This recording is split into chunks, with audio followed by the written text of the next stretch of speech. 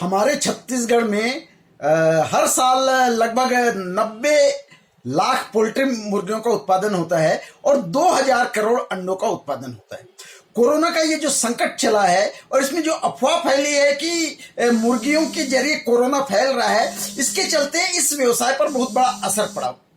ये सरकार की जिम्मेदारी थी इस बात का खंडन करने की कि मुर्गियों के जरिए कोई कोरोना फैल नहीं रहा है, लेकिन सरकार अपनी जिम्मेदारी पूरा करने में असफल रही। नतीजे के तौर पर पूरा व्यवसाय ठप हो गया है और हम ये जानते हैं कि इस बीच लगभग 15 लाख मुर्गियों को हमारे छत्तीसगढ़ में या तो नष्ट कर देना पड़ा है या 5 या 10 रुपए की कीमत पर बेचना पड़ा है।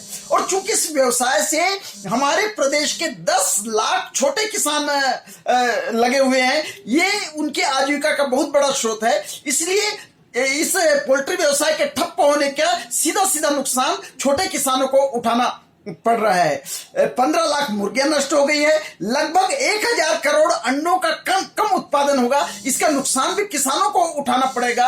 और इस प्रकार कुल मिलाकर इस कोरोना संकट में लगभग 2000 करोड़ रुपयों का नुकसान पोल्ट्री व्यवसाय को हो रहा है और छोटे किसानों को हो रहा है। इसलिए हम छत्तीसगढ़ किसान सभा की ओर से ये मांग कर रहे हैं कि इस व्यवसाय को फिर से जिंदा करने के लिए, छोटे किसानों को इस व्यवसाय में फिर से लगाने के लिए सरकार को ब्याज मुक्त ऋण इन किसानों को देना चाहिए। ये निवेश करना जरूरी है, प्रदेश की अर्थव्यवस्था को फिर से ऊंचा करने के लिए ये निवेश करना जरूरी है, छोटे किसानों की आजीविका को बचाने के लिए। संजय पराते, राज्य अध्यक्ष, छत्तीसगढ़ किसान सभा।